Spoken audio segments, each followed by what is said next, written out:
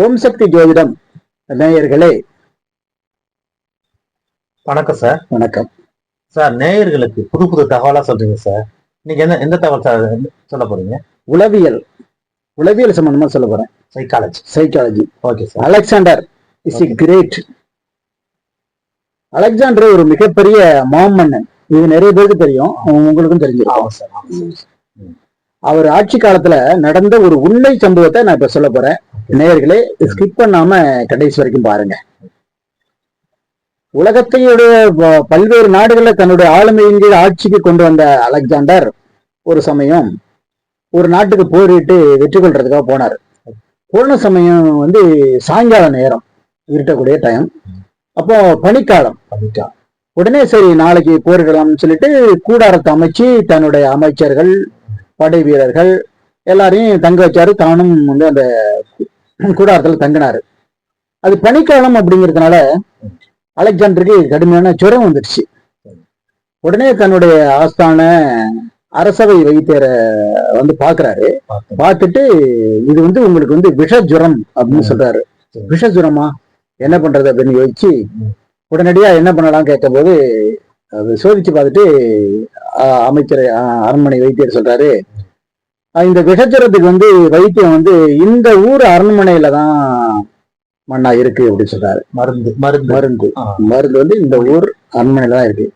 இந்த ஊர் அரண்மனையிலயா, நம்ம போரிடுறதுக்காக வந்திருக்கோமே சொல்லிட்டு, சரி அலெக்சாண்டர் சொல்றாரு, சரி நேரா நீங்க அரண்மனைக்கு போங்க, மருந்து கேளுங்க, என்ன நடக்குது பாப்போம் அப்படின்னு சொல்றாரு. நேரா மருத்துவர் அந்த நாட்டு அரண்மனைக்கு போறாரு. போய் அந்த நாட்டு மருத்துவரை சந்திக்கிறாரு. சந்திச்சு இந்த மாதிரி அலெக்சாண்டருக்கு ஜுரம் வந்துருச்சு அப்படிங்கிற விஷயத்த சொல்றாரு. உடனே ஒரு மன்னர்கிட்ட போய் அந்த மருத்துவர் கேட்கிறார் என்ன செய்யலாம் அப்படின்ட்டு. அடுத்த 10 நிமிஷம் மருந்து பெட்டியோட வர்றாரு. வாங்க போகலாம் அப்படின்னு சொல்லிட்டு நேரா வர்றாங்க. அலெக்சாண்டருக்கு வைத்தியம் பண்றாரு. வைத்தியம் பண்ண அடுத்த 10 நிமிஷத்துல எல்லாம் அந்த விஷ ஜுரம் அப்படியே குறைஞ்சு விடுது. ஜுரம் விட்டுருது, குணமாயிடுறாரு. உடனே அந்த நாட்டு மருத்துவர் கேட்கிறாரு அலெக்சாண்டர் கிட்ட, மன்னா, நான் நேரம் மருந்து கொண்டு வந்த உடனே நீங்க வைத்தியத்தை பண்ண சொன்னீங்க. நான் ஒருவேளை ஒரு விஷத்தை கூட உங்களுக்கு கொண்டு வந்திருக்கலாம் இல்லையா? அது எப்படி நீங்க உடனே வைத்தியத்தை பண்ண ஒத்துக்கிட்டீங்க, நம்பி வைத்தியம் பண்றது ஒத்துக்கிட்டீங்க அப்படின்னு கேட்கிறாரு.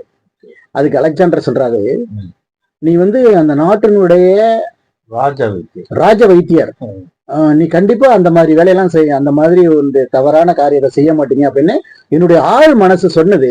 அதனாலதான் நான் வைத்தியத்துக்கு ஒத்துக்கிட்டேன் அப்படிங்கிறாரு. உடனே அந்த நாட்டு மருத்துவர் சொல்றாரு, மன்னா, நானும் நேரா எங்களுடைய மன்னர்கிட்ட போனேன். இந்த மாதிரி நம்மள்ட போரிடுறதுக்காக வந்திருக்கிற மன்னருக்கு விஷஜுரம் வந்துட்டதா சொல்றாங்களே, வைத்தியம் பண்ண கேட்கறாங்களே அப்படின்னு நான் போய் கேட்டேன். அதுக்கு உடனே எங்களுடைய மன்னர் என்ன தெரியுமா சொன்னாரு, போருங்கிறது வேற, வைத்தியம்ங்கிறது வேற. அவருக்கு வந்திருக்கிறது ஒரு நோய். அந்த நோயை குணப்படுத்துறது உன்னுடைய வேலை, உன்னுடைய கடமை. அதை நீ போய் சரியா செய்யன்னு சொல்லி எங்க மன்னர் உடனே கட்டளையிட்டார் எனக்கு. அதனாலதான் மன்னா நான் உடனே வைத்தியம் பண்றதுக்கு வந்தேன் அப்படின்னு சொன்னோன்னா அலெக்சாண்டர் ஒரு நிமிஷம் அப்படியே திகைச்சு போயிட்டாரு. திகைச்சு போயிட்டு சொல்றாரு, நான் வந்த நோக்கம் போரிட்டு உங்க நாட்டை பிடிக்கிறதுக்காக. ஆனா உங்களுடைய மன்னர் ஒரு நல்ல ஒரு நல்ல மனசு, மக்களுக்கு நல்ல ஒரு ஆட்சி புரியுறாரு. அதனால நான் போரிட விரும்பல. நான் வந்தது சண்டையிட வந்தேன், பகையாளியா வந்தேன். ஆனா ஒரு நண்பனா திரும்பி போறேன் அப்படின்னு சொல்லுங்க அப்படின்னு சொல்லிட்டு தன்னோட கூடாரத்தை பிரிச்சுக்கிட்டு பொறுத்துட்டாரு. ரொம்ப அருமையா இருக்கு. இதுல இருந்து உங்களுக்கு என்ன புரியுது? நேயர்கள் நீங்களே சொல்லுங்க சார். சரி.